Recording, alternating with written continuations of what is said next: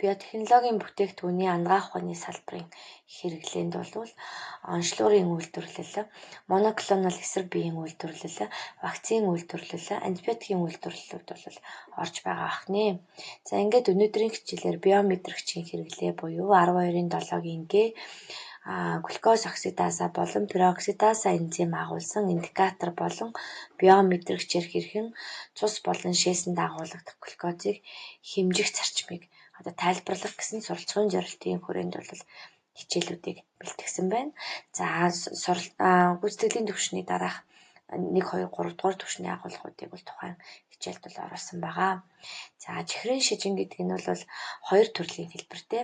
Эхнийх нь нэгдүгээр хэлбэрт нь бол тахлааны тогтолцоо болон биеийн нойр булчирхайн инсулин ялгаруулагч бета эсүүд рүү товтолж гэмтээснээр үүсдэг автоиммун өвчин бахна ихэвчлэн бага наснд илэрнэ. За хоёрдугаар хэлбэрийн чихрийн шижингийн үед бол нүүрс усны агуулгаж өндөртэй хүнсний хэрэглээ өндөр байвал цусны глюкозын хэмжээ тогтмол нэмэгдэнэ. За цусны глюкозыг бууруулахын тулд бол нойр булчирхаанаас ихэнх үедээ инсулин ихээр ялгаруулна.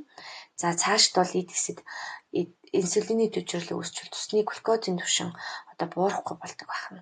За энэ хэлбэр бол бүх насныхын түгээмэл тохиолддог байна.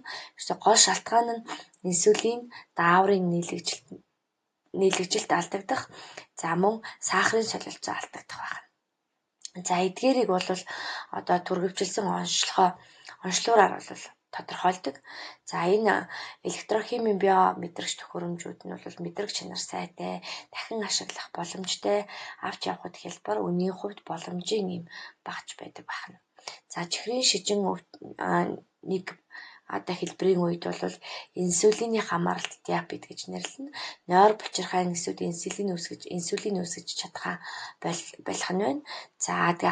За автоиммуны өвчин, инсулин үүсэх кодыг агуулсан генд өөрчлөлт орж эхэлнэ. За хоол идсний дараа цусны глюкозын түвшин огцом өснө.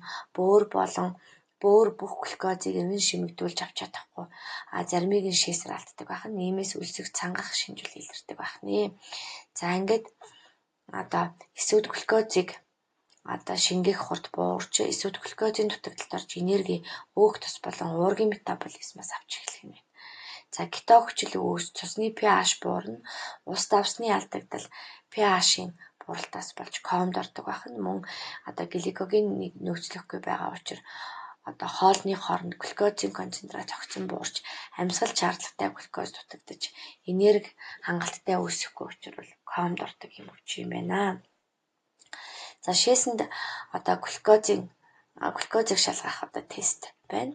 За туузан онцлогоор харуул шээсэнд глюкоз, уурга, кетон, байгаа эсэх болон pH-ийн хэмжээг тодорхойлж өгнө. За ингээд шээсэнд бол глюкоз байхгүй үед бол энэ ногоон өнгийг үзүүлэх нь туузан онцлогоор.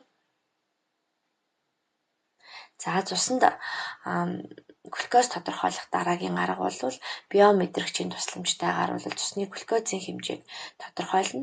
За биометрикч багч нь бол бэхжүүлсэн глюкоз, оксидаза, пероксидаза шингээсэн танигч өөрнүүдтэй. За эдгээрийн тусламжтайгаар бол бодисыг тодорхойлж цуснд байгаа сахарыг илрүүлэх нэ.